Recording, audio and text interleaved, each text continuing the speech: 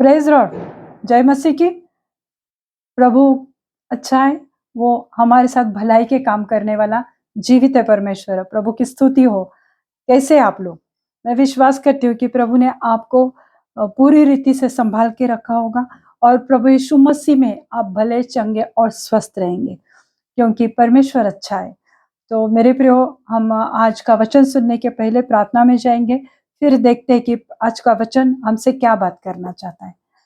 धन्यवाद देते हैं पिता परमेश्वर इस समय के लिए। प्रभु यीशु मसीह में आपको धन्यवाद देना चाहती हूँ। प्रभु आप सच्चे, महान और जीवित है परमेश्वर हो। प्रभु आप हर एक की इच्छाओं को जानते हैं। प्रभु हर एक हृदय को आप पर रखने वाले जीवित है परमेश्वर हो। प्रभु सच में आप जीवित है और सच्चे खुदा हो। प्रभु जी, आज प्रभु जितने लोग ये वचन को देख रहे, जुड़ रहे, प्रभु हर एक के ऊपर आपका अनुग्रह आने दो। प्रभु ये वचन अंत तक सुनने की उन्हें इच्छा दो। प्रभु उनके जीवन में प्रभु जी अब बहुत ऐसे कार्य करो। प्रभु वचन के द्वारा उनसे बात करो प्रभु, और जो आप चाहते हैं प्रभु वही प्रभु आज होने पाए। प्रभु आपका अनुग्रह और आपकी दया हमारे ऊपर आने दो। प्रभु सबको प्रभु छुओ प्रभु, और ये वचन के द्वारा प्रभु सबको आशीषित करो। प्रभु ये वचन आज हर एक के जीवन में 100 गुना फलों को लेकर आए। प्रभु ऐसी प्रार्थना विनती मैं आपसे करती हूँ। आगे का समय प्रभु यीशु मसीह में आपके पवित्र हाथ में लेती हूँ। सब विनती प्यारे यीशु मसीह के जलाली नाम से मांगती हूँ। आप इसे सुनिए और दया से कबूल कीजिए। आमीन, आमीन। बहुत सारी बातें हमारे जीवन में होती है और हमें पता ही नहीं चलता कि हमें स्वाभिमान है या अभिमान है। यानी स्वाभिमान यानी सेल्फ रिस्पेक्ट होता है, और हिंदी में अगर अभिमान लिखा हुआ है तो उसका इंग्लिश में अर्थ है कि प्राइड यानी घमंड। तो सेल्फ रिस्पेक्ट अलग बात है और किसी चीज का घमंड आना हम में वो अलग बात होती है। परमेश्वर ने तो सब कुछ बहुत अच्छे से बनाया है, फिर भी हमें अगर कुछ थोड़ा भी मिल जाता है तो हम परमेश्वर को धन्यवाद देने के बजाय हम उस पर घमंड करते मेरे प्रियो। और जब एक के बाद एक सफलताएं हमारे जीवन में आती है, यानी सक्सेस हमारे जीवन में कंटिन्यूसली आ रहा है, एक सक्सेस के बाद दूसरे पायदान पर हम चढ़ रहे और ऊपर वाली पायदान पर चढ़ रहे और ऊपर। तो जब सफलता एक के बाद एक आने लगती है, जब वो सफलता हमारे जीवन में शुरू हो जाती है तो हम में घमंड आता है। तब लोग अपने आप को दूसरों से ज्यादा सुपीरियर या अच्छे समझते हैं, बेहतर समझते हैं कि अरे इनको क्या समझता है, इनमें क्या है, मेरे पास मुझ में कितना टैलेंट कूट कूट के भरा हुआ है कि देखो मेरे पास। परमेश्वर को धन्यवाद तो नहीं देते, पर कहते हैं कि वो मुझे सफलता मिली है, मैं सक्सेसफुल हो गया क्योंकि मैंने हार्ड वर्क किया, क्योंकि मैंने कड़ी मेहनत की, क्योंकि मुझ में टैलेंट है, मुझ में ज्ञान बुद्धि है। तो इसलिए जब उनमें वो ज्यादा सफलता आने लगती है तो जो आसपास के समझो ऑफिस में है तो वो आसपास के स्टाफ को, आसपास के उनके सहकर्मियों को वो कम देखते हैं, उन्हें तुच्छ लिखते हैं और अपने आप को उनसे सबसे ज्यादा बेहतर समझते। जब ये परिस्थिति में लोग आते हैं तो उसे घमंड कहा जाता है। अपने आप को सबसे ऊंचा समझना और दूसरों को उनके मुकाबले जो लोग सक्सेसफुल होते रहते हैं तो वो अपने आप को ज्यादा ऊंचा समझने लगते हैं कि नहीं, मेरा क्लास बहुत बड़ा है। यानी लोग कहते हैं ना, ये क्लास वाली बात है, ये हाई क्लास की बात है। तो लोग अपने आप को ऊंचा समझने लगते हैं। जब वो अपने आप को ऊंचा समझने लगते हैं मेरे प्रियो, तो दूसरों को वो उनके मुकाबले में तुच्छ मानने लगते हैं। यह अभिमान या घमंड होता है। तो हम बोलते हैं कि घमंड या प्राइड क्या है, कि जब हम अपने आप को सबसे ऊंचा समझने लगते हैं और दूसरों से बेहतर समझने लगते हैं, और फिर हमारे आसपास जो भी लोग हैं तो हम उनको तुच्छ जानने लगते हैं, जिसकी वजह से आज कितने सारे घर, कितने सारे जिंदगियां तबाह हो चुकी, ये घमंड की वजह से, ये प्राइड के वजह से। क्यों? क्योंकि मैं बेहतर हूँ, क्योंकि आई एम सुपीरियर। प्रभु यीशु मसीह ने कहा है कि तुम बेहतर हो, पर ऐसा नहीं कि दूसरों को कम जानकर, दूसरों को नीचे दिखाकर तुम बेहतर नहीं हो सकते। तो जब सक्सेसफुल हो जाते हैं, एक के बाद एक सफलताएं आने लगती है, तब लोग अपने आप को ऊंचा समझते हैं और दूसरों को नीचे दिखाने की कोशिश करते हैं। और जिसकी वजह से आज हम देखते हैं फैमिली में भी प्रॉब्लम आती है। जब समझो अगर बीवी ज्यादा कमाती है, तो वो अपने हस्बैंड को कम समझती है, यानी उसको रिस्पेक्ट देना वो नहीं पसंद करती, क्योंकि उसे लगता है कि मेरा पोस्ट ज़्यादा बेहतर है, मैं ज़्यादा सुपीरियरली काम कर सकती हूँ। या पति, अगर पति ज़्यादा कमाता है और बीवी हाउसवाइफ है, तो वो उसको बार-बार दिखाने की कोशिश करता है कि मैं काम करता हूँ, मैं घर चलाता हूँ, मुझ में मेरी वजह से सब कुछ हो रहा है। तो ये जो घमंड जब लोगों में आ जाता है, तब उनके घर, उनका जीवन हम देखते हैं कि वो तबाह हो चुका होता है, नाश होता है, क्योंकि पूरा समय वो यही सोचते हैं कि मैं और बेहतर कैसे बनूँ? मैं और ऊँचे स्थान पर किस रीति से जाऊँ और ऊँचा कैसे मैं ऊँचा उठाऊँ जाऊँ? यह वो अपने आप को ऊँचा उठाने की कोशिश करते रहते हैं। कि और मैं कैसे कितने सारे कंपनीज़ खरीदी करूँ और कितने शेयर्स में लूँ और मैं कैसे आगे बढ़ूँ और चर्च में मैं कैसे और सब सब पोस्ट में मुझे ही मिले, हर तरह के काम मैं ही करूँ। क्योंकि किस जब सफलता मिली, जब तुम्हें चर्च में कुछ एक पोस्ट मिला, तो तुम उससे और आगे बढ़ने की कोशिश करते, फिर और आगे बढ़ने की कोशिश करते हैं। और जब लोग मैंने देखा है ऐसे लोगों को कि जब उन्हें सफलता मिलने लगती है, वो चर्च में आगे बढ़ने लगते, तो जैसे-जैसे वो आगे बढ़ने लगते, तो वैसे-वैसे वो अपने साथियों से अपने आप को ऊँचा समझते हैं, ज़्यादा धर्मी समझते हैं और दूसरों को एकदम नीचा दिखाते मेरे प्रभु। तो ये सब बातें जो है, वो दिन भर यही सोचते कि मैं और कैसे चर्च में बड़ी पोस्ट लूँ या घर में या मेरे बिज़नेस में या मेरे जॉब में। वो दिन भर वही सोचते रहते कि मैं और कैसे ऊपर उठूँ या और मैं कैसे ऊँचा हो जाऊँ। जैसे कि आप लोगों को पता है कि एस्तेर की किताब में हम अगर देखते हैं कि हामान जो था, तो उसमें जब वो राज्य में वो बड़ा अधिपति बन गया था, सेनापति बन गया था, तब उसमें बहुत ज़्यादा घमंड आया था। वो चाहता था कि दरबार के हर एक दरबारी उसको झुककर सलाम करे, उसको नमन करे, वो चाहता था। तो मतलब क्यों? क्योंकि वो उसे सफलता मिलती गई, वो राजा का चहेता बनता गया और वो राजा को सलाह भी देने लगा था। तो जितना ज़्यादा ऊपर जाने लगा, उतना राजा के साथ उसकी संगति बढ़ने लगी। फिर वो हम देखते हैं कि किस रीति से उसमें घमंड आता गया और किस रीति से फिर उसने यहूदी लोगों को नाश करने की कोशिश की। तो इसका मतलब यही होता है मेरे प्रो कि जब जीवन में सफलता आती है, सफलता आने के बाद हमने हमेशा परमेश्वर को धन्यवाद देना चाहिए। तो उसके लिए नम्रता का हृदय होना चाहिए, एक कोमल, सॉफ्ट, टेंडर हार्ट होना चाहिए। पर लोगों की नज़र में भी आज हम देखते हैं तो घमंड से भरी हुई रहती है। क्यों क्यों ऐसा होता है? क्योंकि सफलता उनके पीछे रहती है। और हमान हमान ने चाहता था कि हर कोई दरबारी उसको नमन करे और मर्दखै जो था, वो सिर्फ़ परमेश्वर को धन्यवाद देना चाहता था। वो सिर्फ़ परमेश्वर को उसके सामने ही झुकना चाहता था। इसलिए उसने हमान को धन्यवाद देना या उसके सामने सिर झुकाना या नमन करना उसने नहीं पसंद किया। इसलिए हमान उसके ऊपर हमेशा जलता रहता था, कूदता रहता था और हमेशा ये फिराक में रहता था कि कैसे मैं मर्दोखै को और नीचे डालूँ। तो ये घमंड की वजह से मेरे प्रयोग होते रहता है। तो आइए हम आज एक वचन देखते हैं, नीति वचन उसका 16वां अध्याय और 5वीं आयत हम देखते हैं, प्रोवर्ब्स 16 वर्स 5।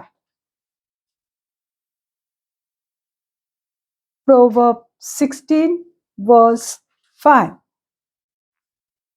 सब मन के घमंडियों से यहोवा घृणा करता है।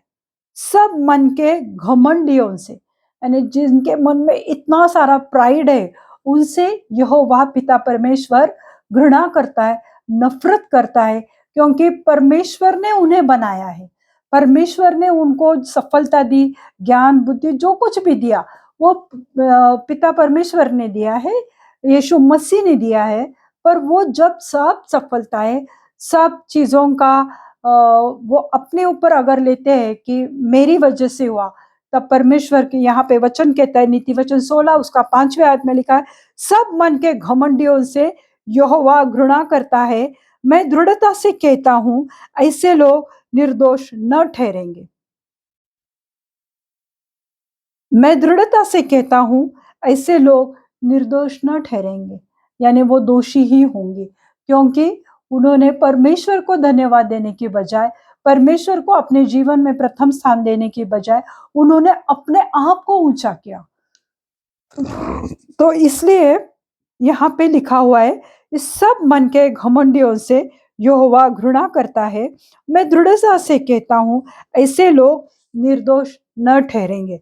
ऐसे लोग कभी परमेश्वर के नजर में निर्दोष नहीं होंगे, क्योंकि उनमें ये सबसे बड़ा दोष है कि जो परमेश्वर ने जिस इंसान को बनाया, परमेश्वर ने जिस इंसान को ये पूरी सृष्टि उसके हाथ में दे दी कि उसके ऊपर तुम राज्य करो, ये नहीं कि तुम दूसरों को नीचे दिखाओ और अपने आप को ऊंचा करो।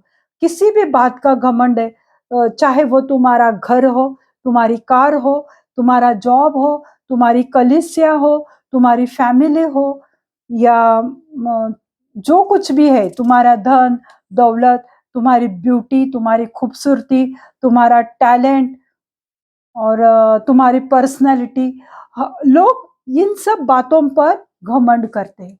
वो परमेश्वर को नहीं कहते कि प्रभु धन्यवाद कि तूने मुझे इतना खूबसूरत बनाया तेरी महिमा के लिए, पर वो अपने खूबसूरती पे, अपने ब्यूटी पे, अपने टैलेंट पे, अपने पावर सामर्थ्य के ऊपर, ऐसे बहुत सारी बातें कि जिनके ऊपर, अधार्मिकता के ऊपर भी, स्पिरिचुअलिटी के ऊपर भी कुछ लोग घमंड करते रहते। तो परमेश्वर उन्हें दोषी ही ठहराएगा, ये वचन कहता है।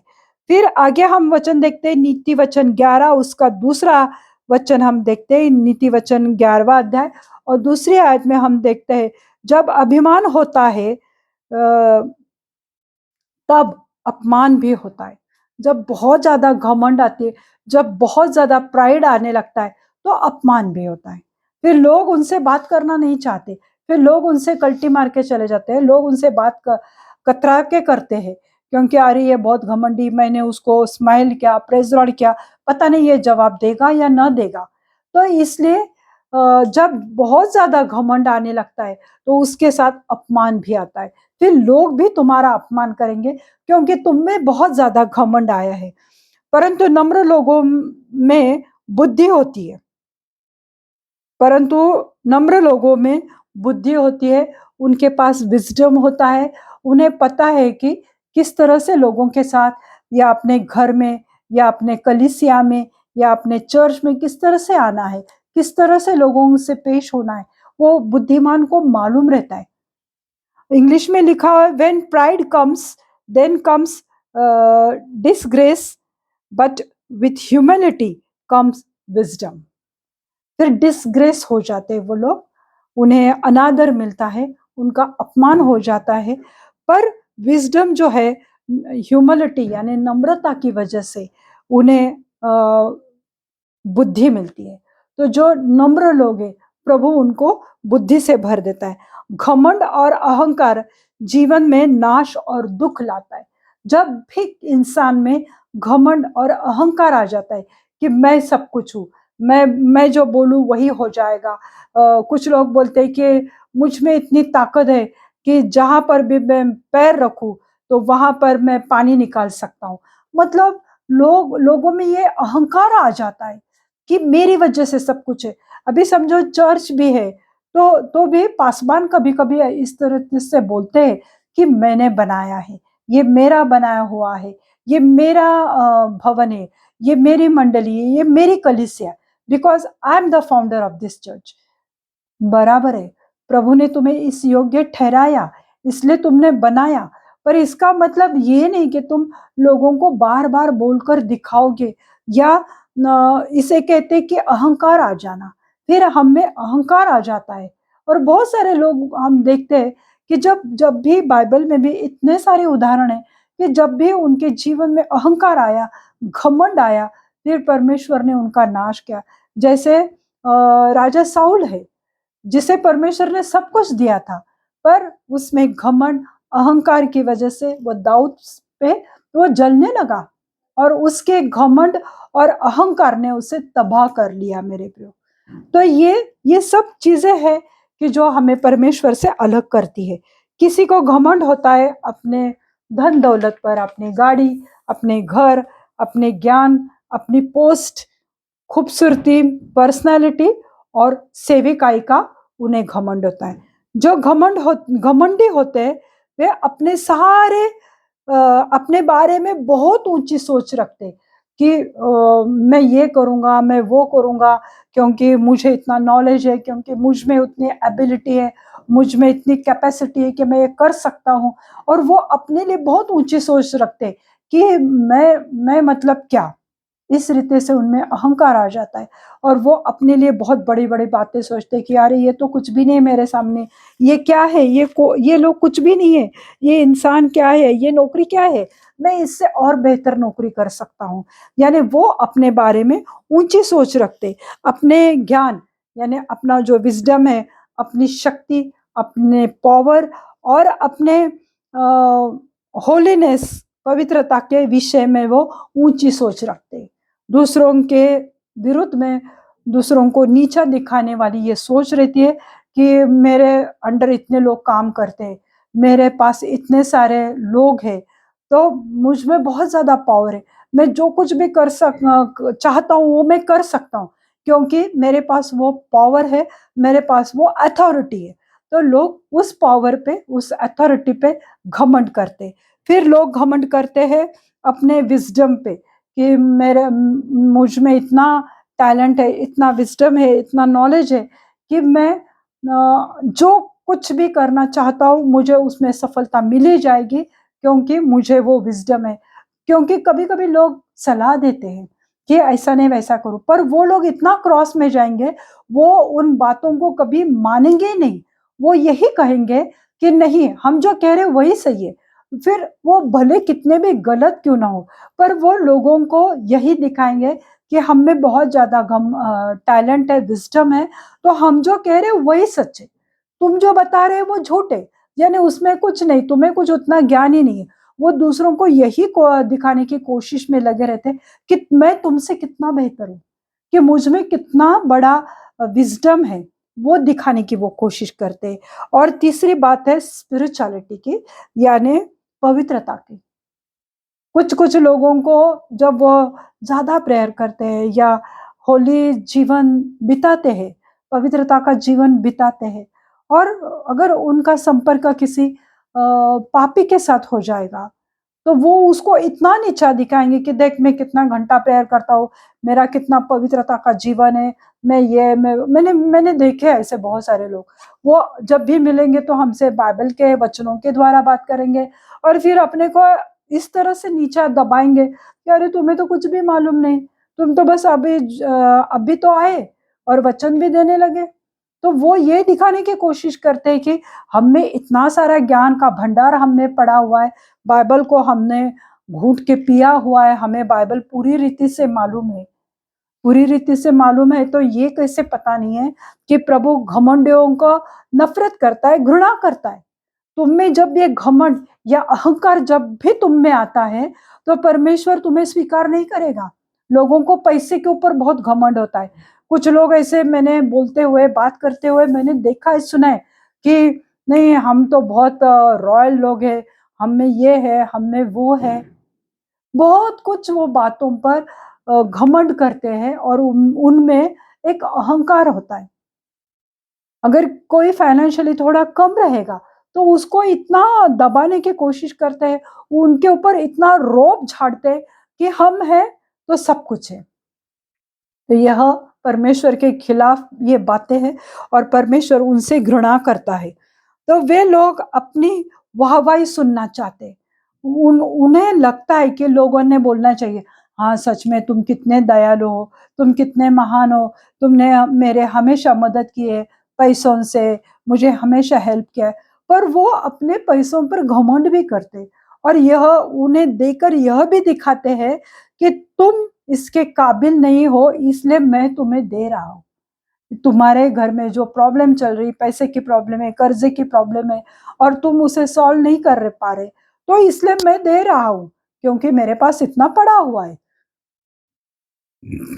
तो वो लोगों से वाहवाही सुनना चाहते कि हाँ, लोगों ने उन्हें प्रेज करना चाहिए, सच में तुम्हारी कार कितनी बड़ी है, तुम्हारी कार कितनी इंपॉर्टेंट कार तुमने ली, तुम कितने महंगे महंगे कपड़े पहनते हो, कितना तुम्हारा घर बड़ा है।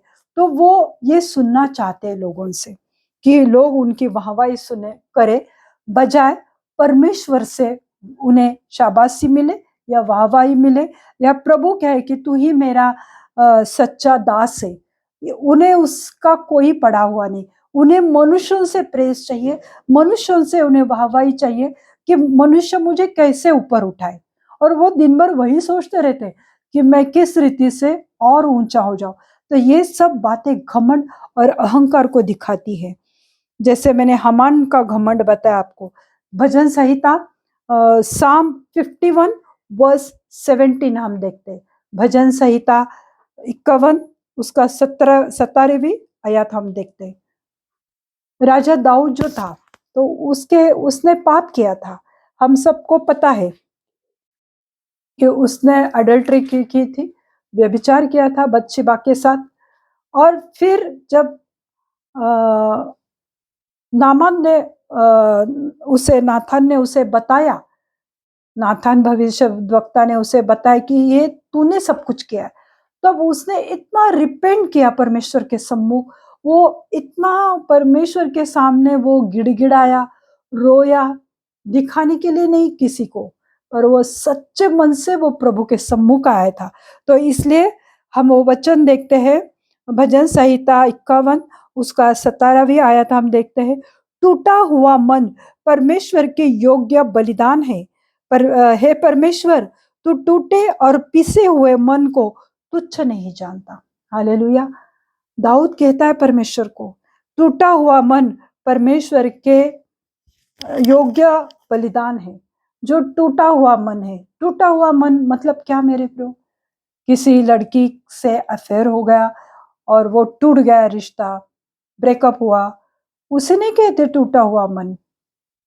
टूटा हुआ मन इसका मतलब जब हम पाप करते हैं और पाप करने के बाद उस पाप का, उस गलती का हमें जब एहसास हो जाता है कि ये पाप मैंने परमेश्वर के खिलाफ किया है, ये पाप मैंने परमेश्वर की दृष्टि में किया है, जो प्रभु ने जिस चीज के लिए मुझे रचाया बनाया, पर मैंने उसका गलत फायदा उठाया, मैंने परमेश्वर की दृष्टि में पाप किया है। और जब हमें इस बात का एहसास होता है, फिर हम पश्चाताप के साथ, पश्चातापी अंतकरण के साथ, हृदय के साथ, मन के साथ जब परमेश्वर के पास आते हैं, आंखों में आंसू रहते हैं, वो अपने प्रॉब्लम के लिए नहीं, पर जो हमने गलती की उसके लिए जब परमेश्वर के सामने पश्चाताप से आते हैं, उसे कहते टूटा हुआ मन। हालेलुया। हमारे परिस्थितियों से, इसने मेरा मन तोड़ा, इसने मुझे गलत कहा, ये सब बातें इस दुनिया में तो होती रहेंगी, हमें वचन पता है। फिर भी जब हम परमेश्वर के खिलाफ कुछ काम करते हैं, कुछ पाप करते हैं, और फिर हमें उसका एहसास हो जाता है, तो उसे कहता है टूटा हुआ मन।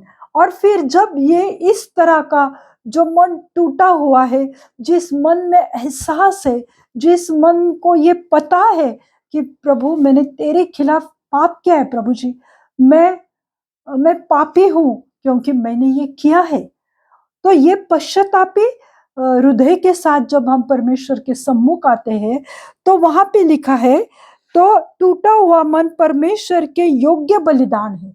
जो होम बलि, मेल बलि, जो लोग करते थे पुराने नियम में, अपने गलतियों को, अपने पापों को सुधारने के लिए या अपने पापों को धो डालने के लिए, अशुद्धता से शुद्धता में आने के लिए जब सैक्रिफाइस किया जाता था, उसे होम बलि, मेल बलि, अरे बहुत सारे प्रकार के बलि हुआ करते थे।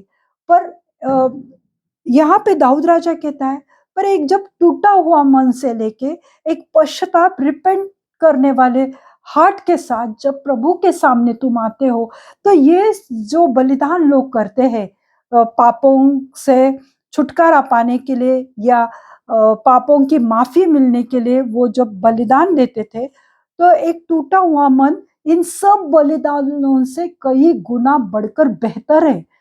क्योंकि ये बलिदान करके तुम छूट गए, तुम्हें लगता है कि मेरे पाप अभी धो डाले, मैं शुद्ध हो गया, पर तुमने पाप किया था।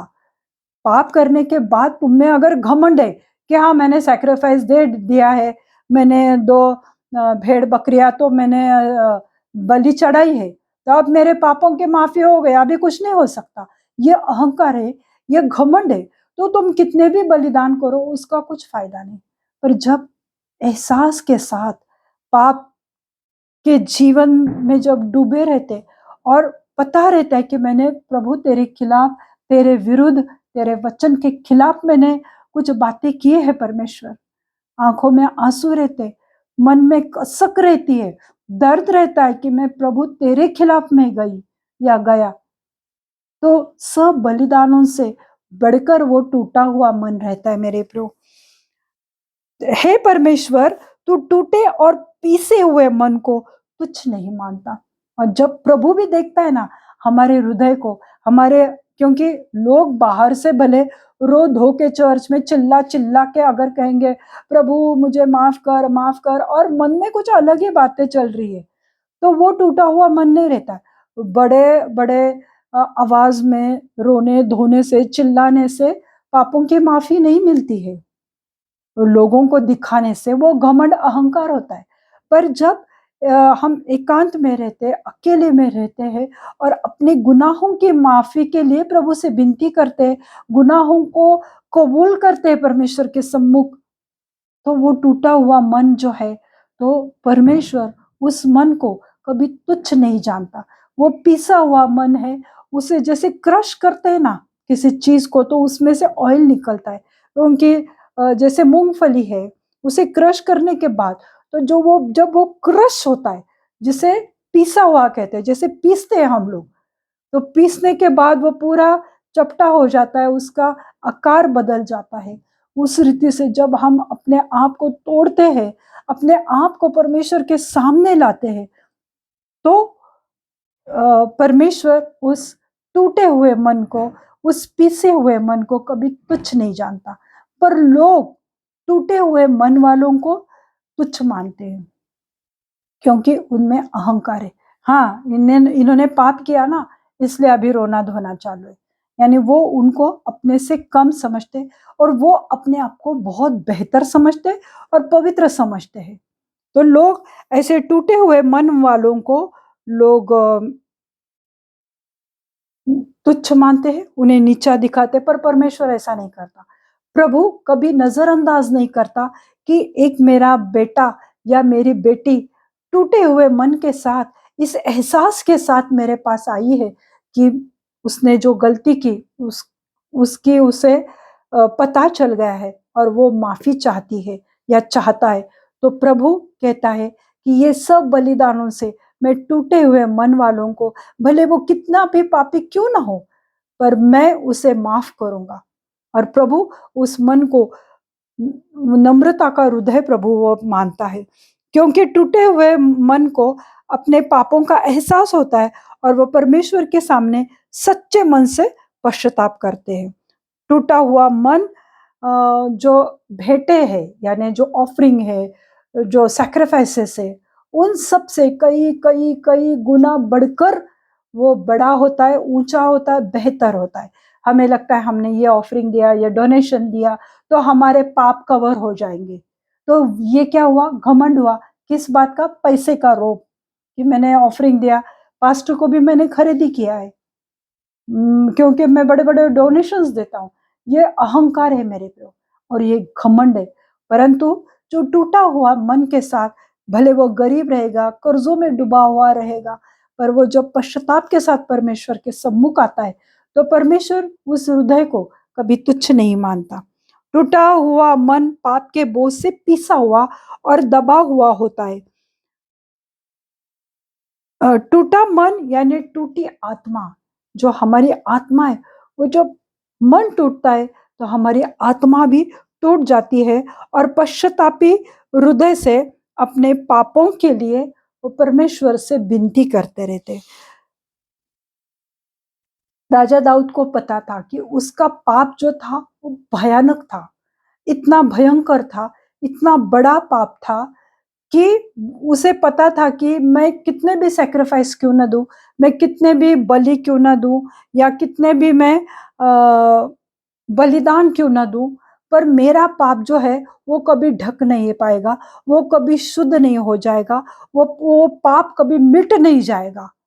वो जो व्यभिचार का ठप्पा मेरे सर पे लगा हुआ है या मैंने बत्शेबा के साथ जो भी किया है, उसके पति के साथ मैंने जो कुछ भी किया है, वो जानता था। जब नातान भविष्यद्वक्ता ने उसे बताया और उसे पता चला कि मेरी ये बात मैंने इतनी छुप कर की, फिर भी परमेश्वर ने सबके सामने उजाले में लेकर आया। फिर उसे पता चला कि मेरा पाप इतना भयंकर है, इतना बड़ा है और उस पाप का उसे एहसास हो गया कि मैं कितने भी बलिदान क्यों ना करूं, पर परमेश्वर उससे मुझे माफ नहीं करेगा। तो परमेश्वर मेरे टूटे हुए मन से, सच्चे मन से मैं अगर पश्चाताप करता हूं, तो प्रभु उससे मुझे माफी देगा। और पश्चातापी हृदय के साथ प्रभु से प्रार्थना, विनती करना, तो ही उसके गुनाहों की माफी मिलेगी। ये राजा दाऊद को पता था।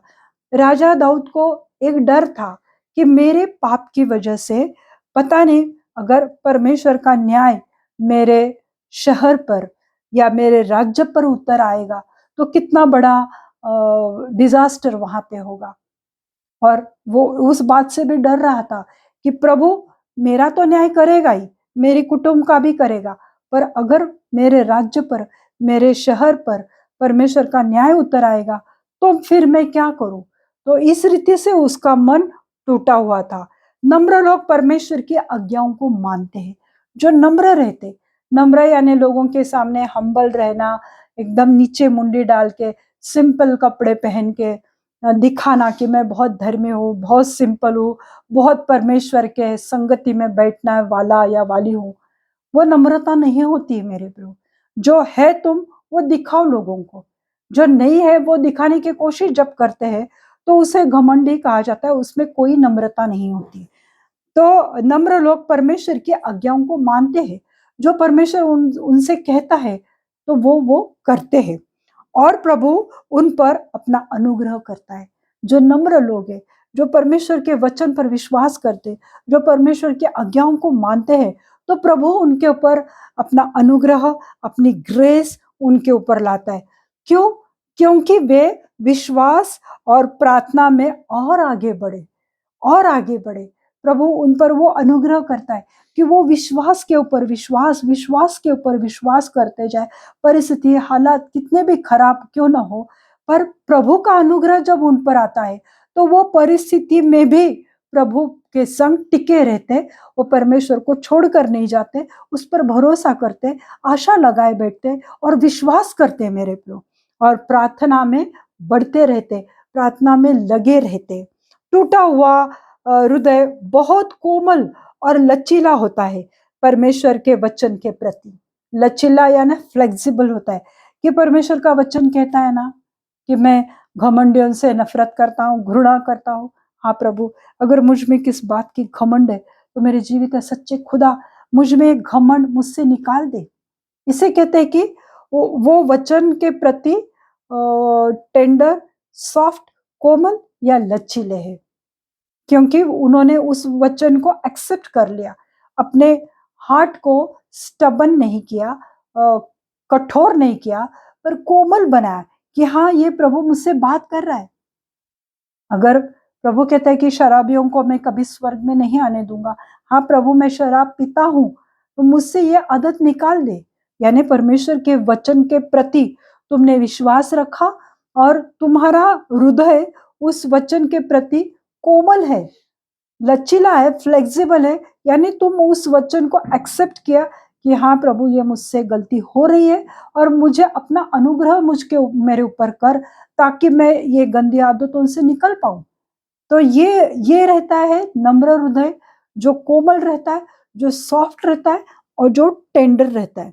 टूटा हुआ हृदय बहुत कोमल होता है। टूटे हुए हृदय को पिता सिर्फ और सिर्फ यीशु मसीह के द्वारा स्वीकार करता है।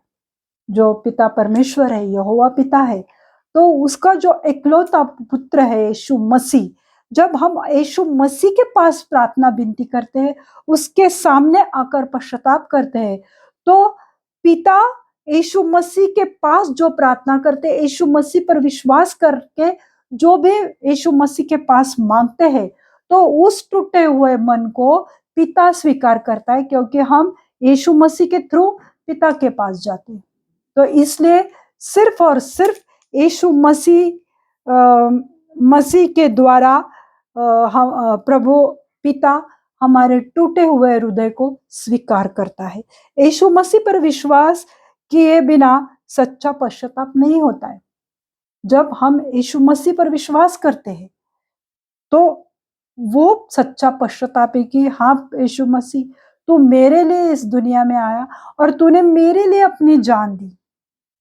और जब ये हमें एहसास होता है कि उस सूली पर प्रभु, मैं रोज गुनाह करके तुझे रोज उस सूली पर मैं लटका रहा हूं, तो जब हम यीशु मसीह के पास आते हैं और फिर पश्चाताप करते हैं, तब उसके ऊपर भरोसा करने के बगैर पश्चाताप नहीं होता है। लोग टूटे हुओं से घृणा करते हैं, नफरत करते हैं, परंतु परमेश्वर नहीं करता। जो आत्मिक क्लेश है, यानी स्पिरिचुअल जो तकलीफें है, मुश्किलें है, में उन्हें अच्छी रीति से मालूम होती है परमेश्वर को कैसी प्रार्थना करे, खुद के लिए और दूसरों के लिए भी। जो टूटे हुए मन वाले लोग हैं, जो सॉफ्ट हार्ट है, जिनका हृदय कोमल है, तो वो जानते हैं कि हमसे क्या गलती हुई, अब हमें परमेश्वर के साथ किस रीति से प्रार्थना करना है, और उन्हें ये भी पता रहता है कि हम दूसरों के लिए भी किस रीति से प्रार्थना करें। हम क्या हमेशा अपने लिए प्रार्थना करें कि प्रभु मुझे ये चाहिए, प्रभु मुझे वो चाहिए, मेरे बच्चों को ये दे, मेरे बच्चों को वो दे। सब सिर्फ कुछ लोग सिर्फ मैं, मेरा घर, मेरे गृहस्थी, मेरे बच्चे, मेरा परिवार, मेरा जॉब, बस उसी में घिरे रहते। अरे इसमें से बाहर निकलकर तुम किसी और के लिए भी प्रार्थना करते हो? किसी और का बोझ तुम उठाते हो? कि कोई बीमार है तुम्हारे पड़ोस में, कोई तकलीफ में है, क्या तुम उसके लिए भी प्रार्थना करते हो? अगर तुम्हारा मन टूटा हुआ है, कोमल हार्ट है, तुम्हारा हृदय सॉफ्ट है, टेंडर है, तो दूसरों के प्रति भी हमें प्रेम होना चाहिए। प्रभु यीशु मसीह ऐसे लोगों को नजरअंदाज नहीं करेगा और न ही उनको अस्वीकार करेगा। जो लोग सिर्फ पश्चाताप करके ही प्रभु यीशु मसीह के पास नहीं आते, अपने लिए ही प्रार्थना नहीं करते, पर औरों के लिए भी प्रार्थना करते हैं, तो प्रभु यीशु मसीह उन्हें कभी अस्वीकार, यानी उन्हें वो एक्सेप्ट करेगा, उनको कभी अस्वीकार नहीं करेगा, रिजेक्ट नहीं करेगा, तो वो उन्हें अपनाएगा। फिलिपियों की पत्री उसका 2 अध्याय 3 और 4 आयत हम देखते हैं। फिलिपियों की पत्री उसका 2 अध्याय 3 और 4 वचन हम देखेंगे। विरोध और झूठी बढ़ाई के लिए कुछ न करो, पर दीनता से एक दूसरे को अपने से अच्छा समझो। विरोध और झूठी बढ़ाई के लिए कुछ ना करो। तुमको विरोध तो होगा ही, लोग झूठी बढ़ाई तो तुम्हारे सामने मारेंगे ही, पर प्रभु का वचन कहता है, पर दीनता से एक दूसरे को अपने से अच्छा समझो।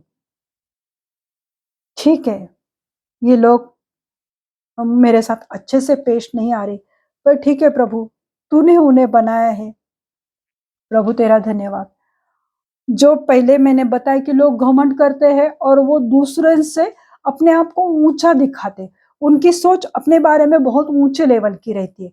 पर वचन यहाँ पे कहता है कि तुम एक दूसरे को अपने से बेहतर समझो, अपने आप को सबसे सुपीरियर मत समझो, पर दूसरों को भी बेहतर समझो। हाँ, ये भी इंसान अच्छा है, उसमें भी ये भलाई है, ये भी ये काम कर सकता है। तो एक दूसरे के लिए प्रार्थना भी करो और एक दूसरे के लिए बेहतर भी समझो, चाहे वो कितने भी झूठी गवाही क्यों ना देता हो या तुमको विरोध क्यों ना करता हो। 4वीं आयत में लिखा है, हर एक अपने ही हित की ही नहीं वरन दूसरों के हित की भी चिंता करो। परमेश्वर का वचन कहता है सिर्फ अपनी चिंता मत करो, मेरे कर्जे, मेरे घर, मेरे गरीबी, मेरी बीमारी, बस उसके बारे में मत सोचते बैठो, पर दूसरों के बारे में भी सोचो कि मुझे इनके लिए भी प्रार्थना करनी है। वो लोग भले आज गरीब है पर वो मुझसे बेहतर है, ये तुम उनको मानो और समझो।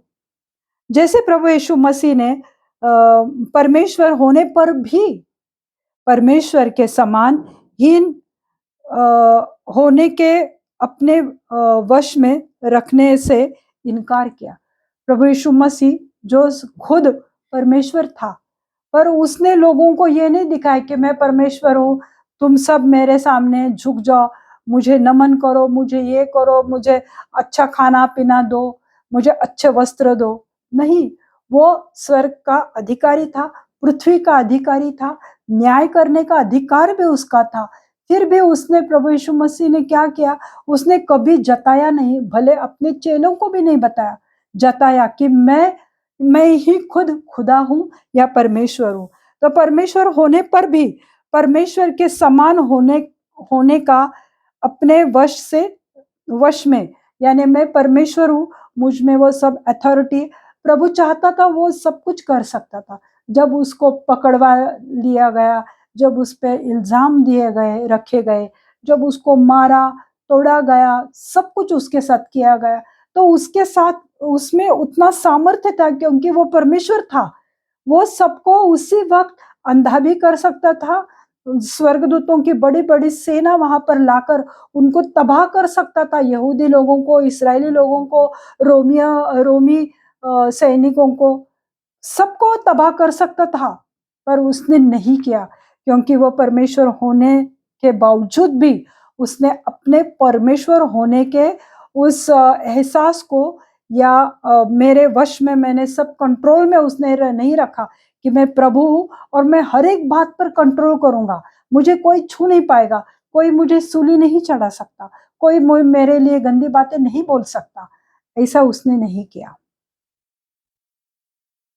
तो उसके लाभ को उसने माना नहीं, उसको जो जिस बात से लाभ हो सकता था, उसे जिस बात की मदद हो सकती थी, सहायता मिल सकती थी, एक परमेश्वर होने के बावजूद उसने वो सहायता, वो मदद, वो लाभ किसी से भी नहीं लिया। पर आज हम देखते हैं कि लोग छोटी छोटी बातों में वो अपने आप को बेहतर समझते हैं। तो हम देखेंगे फिलिपियों की पत्री उसका 2 अध्याय और 8वीं आयत हम देखते हैं।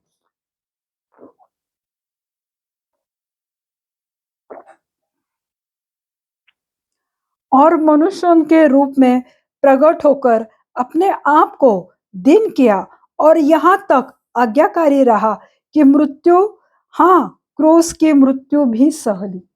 ये उसकी आज्ञाकारिता थी। पिता ने जिस काम के लिए उसे भेजा था, जो इतना बड़ा बलिदान, सैक्रिफाइस उसे देना था, क्रूस जैसे श्रापित मृत्यु को उसे अपनाना था, सब पूरे जगत के, विश्व के लोगों के लिए, तो उसने उस पिता की आज्ञा में रहा।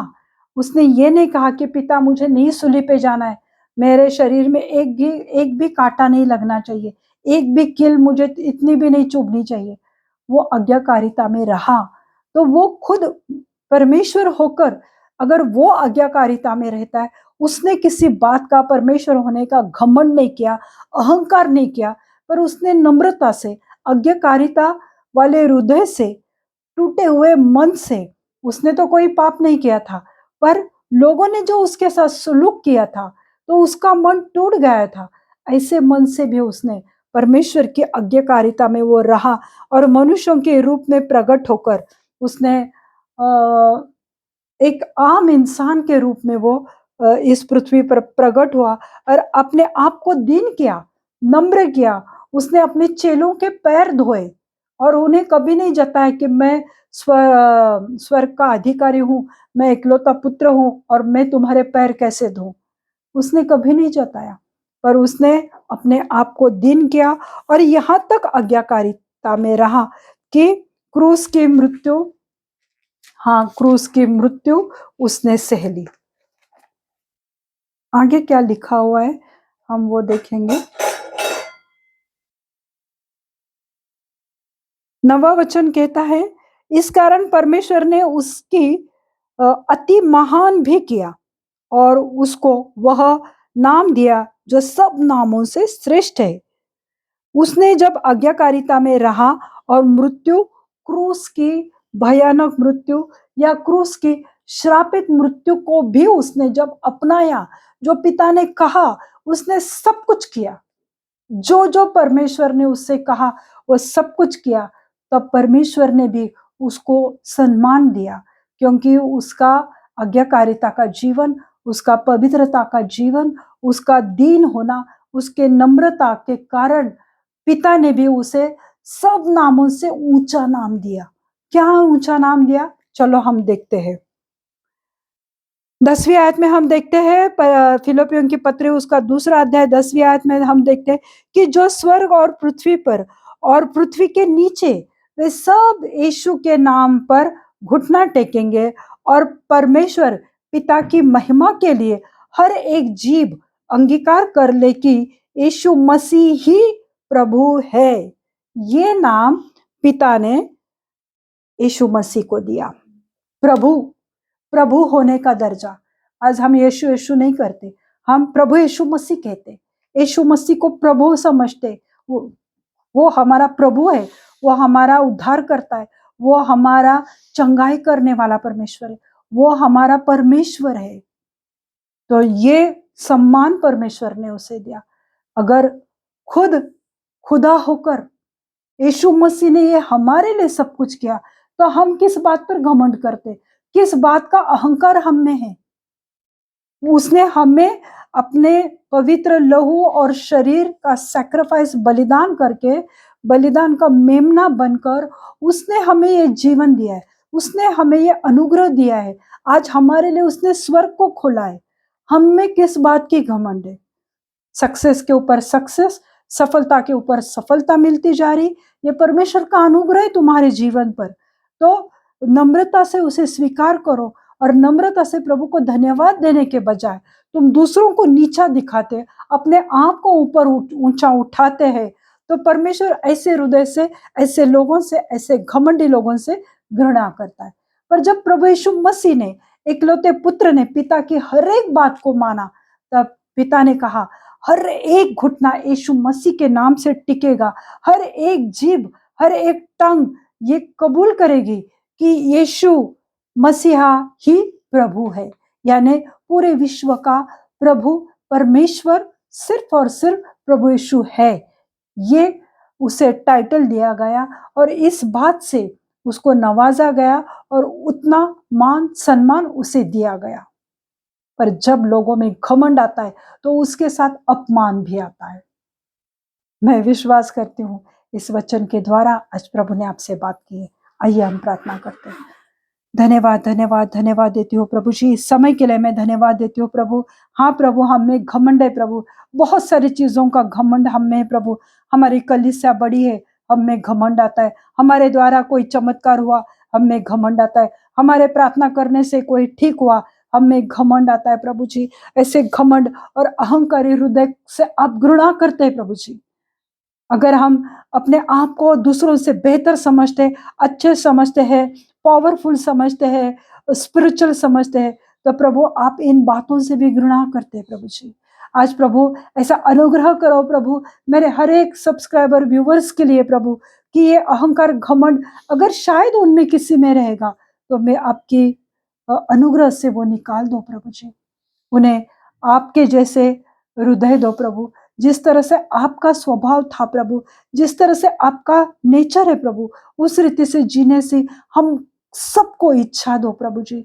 और जो आप पर विश्वास करते हैं प्रभु जी, और जिन पर आप अनुग्रह करते हो प्रभु जी, तो आप उन्हें प्रार्थना करने के लिए और विश्वास करने के लिए अनुग्रह देते प्रभु। आज ये अनुग्रह हर एक के ऊपर आने दो प्रभु जी, हर एक को छुओ प्रभु जी, हर एक को प्रभु आशीषित करो, उनके जीवन में बहुत अच्छे कार्य करो प्रभु, और हर एक बीमारी से उन्हें छुटकारा दो प्रभु। उनके शरीर जो थक चुका है, जो जो हृदय उनका मन टूट गया है प्रभु जी, मेरे जीवित सच्चे खुदा आज उन्हें छुओ प्रभु जी। और वो टूटे हुए शरीर, टूटे हुए मन को प्रभु, टूटी हुई आत्मा को प्रभु आपकी पवित्र शांति से भर दो मेरे जीवित परमेश्वर। जो भी बड़ी-बड़ी बीमारियों से गुजर रहे प्रभु, इलाज करने के लिए पैसे नहीं प्रभु, पर प्रभु आप सच्चे खुदा हो। आपके पवित्र लहू से मैं उनको धोकर शुद्ध करती हूँ प्रभु। उन्हें हर एक गुनाहों की आप माफ़ी दो प्रभु, और ताकि वो चंगाई से पूरी रीति से भर जाए प्रभु जी। आप ऐसे लोगों को छुओ प्रभु जी, और उनके बिस्तर से उन्हें उठाओ प्रभु, उन्हें एक नई ज़िंदगी दो प्रभु जी। जैसे आपने राजा दाऊद को एक नई नई ज़िंदगी दी प्रभु, और जो बेटा उसका बच्चा मर गया प्रभु, उसे आपने सुलेमान जैसे ज्ञानी बच्चे से आशीषित किया प्रभु। आपसे कुछ भी असंभव नहीं है प्रभु। आप हर एक चीज़ को संभव करने वाले परमेश्वर हो प्रभु। आज मैं प्रार्थना विनती करती हूँ प्रभु, जो भी एड्स कैंसर के ट्यूमर के पेशेंट है प्रभु, उन्हें छुओ, उन्हें पूरी रीति से चंगाई से भरो प्रभु। जो भी ब्रेस्ट में गांठ है प्रभु, यूट्रस में गांठ है, सिर में गांठ है प्रभु, कोई भी रसोली कहाँ जहाँ कहीं रहेगी, यीशु मसीह के नाम से इसी वक्त वो चली जाए, वो पिघल जाए प्रभु। यीशु मसीह के नाम से मैं प्रार्थना करती हूँ प्रभु जी। हर एक एथलेटिक्स पेशेंट को छुओ प्रभु, हर एक शोल्डर पेन, टेनिस एल्बो, घुटने का दर्द, काल्फ का दर्द, एडी का दर्द, यीशु मसीह के नाम से उसे मैं डांटती हूँ, अब भी छोड़कर चले जाए उनके शरीर से। यीशु मसीह के नाम से मैं प्रार्थना करती हूँ, उन्हें छुओ प्रभु, उन्हें पूरी रीति से चंगाई से भर दो मेरे जीवित परमेश्वर। हाँ प्रभु जी, मैं प्रार्थना करती हूँ प्रभु जी, जिनको भी प्रभु जी जॉइंट्स में अकड़न है प्रभु, उस जॉइंट्स को प्रभु आपका पवित्र लहू लगाती हूँ प्रभु, ताकि वो जॉइंट्स खुलने पाए प्रभु, और वो अच्छी तरह से काम करने पाए प्रभु। जिनके भी हाथ में अकड़न है, पैरों में जकड़न है, यीशु मसीह के नाम से मैं उसको रिलीज करती हूँ, यीशु मसीह के नाम से प्रभु। उन्हें छुओ और उन्हें पूरी रीति से चंगाई से भर दो प्रभु। प्रभु यीशु मसीह मैं प्रार्थना करती हूँ प्रभु जी, जो भी पथरी के पेशेंट है प्रभु, जिनके भी किडनी फेलियर की प्रॉब्लम है प्रभु, उस किडनी को प्रभु आप नॉर्मल कर दो, नई कर दो, उस हार्ट को नया कर दो जिसमें ब्लॉकेजेस है, जो पूरी रीति से काम नहीं कर रहा है प्रभु, उस हार्ट को भी नया कर दो, उस किडनी को नया कर दो प्रभु। हर एक पैरालिसिस पेशेंट के लिए प्रार्थना करती हूँ, जो उनका अंग मरा पड़ा हुआ है प्रभु, उसमें आपकी इस पवित्र सांस आने दो प्रभु, आपका पवित्र लहू लगाती हूँ प्रभु, ताकि उसमें जान आ जाए। यीशु मसीह के नाम से मैं प्रार्थना करती हूँ प्रभु। यीशु मसीह मैं प्रार्थना करती हूँ हर एक पेट की समस्या के लिए, हर्निया के लिए, या इनडाइजेशन प्रॉब्लम के लिए प्रभु, गैस्ट्रिक प्रॉब्लम के लिए प्रभु, वो सब प्रॉब्लम चली जाए यीशु मसीह के नाम से प्रभु जी। प्रभु जी, जो भी स्त्रियों में खून बहने की बीमारी है, या उनको मेंसेस में प्रॉब्लम हो रही है, इर्रेगुलर है प्रभु, हर एक वो दुष्ट दुरात्मा को, वो सब शैतान की योजना को मैं यीशु मसीह के नाम से डांटते हो प्रभु जी। उन्हें पूरी रीति से छुटकारा दो प्रभु। हर एक पीसीओडी की समस्या को जड़ से उखाड़ कर अग्नि में जलाकर भस्म कर देती हो प्रभु। जो भी प्रेगनेंसी के खिलाफ जो भी शैतान लोगों के मन में बातें डाल रहा है, हर एक अलग अलग तरह की प्रॉब्लम्स उनके सामने क्रिएट कर रहा है प्रभु, ताकि वो कंसीव ना कर पाए प्रभु। वो दुष्ट दुरात्मा को मैं यीशु मसीह के नाम से डांटते हूँ। उनके मन को, उनके जीवन को, उनके हृदय को छोड़ के चली जाए यीशु मसीह के नाम से प्रभु। उस पति पत्नी को इच्छा दो प्रभु कि वो बच्चे के लिए चाहत रखे, और वो बच्चा पैदा करने की इच्छा रखे प्रभु। उन ऐसे बहुत सारे माता पिता है कि उन्हें अच्छे, हेल्दी और धर्मी चंगे बच्चे से आशीषित करो मेरे जीवित परमेश्वर। हाँ प्रभु यीशु मसीह, जो भी हेयर फॉल की समस्या है, उसको मैं डांटते यीशु मसीह के नाम से।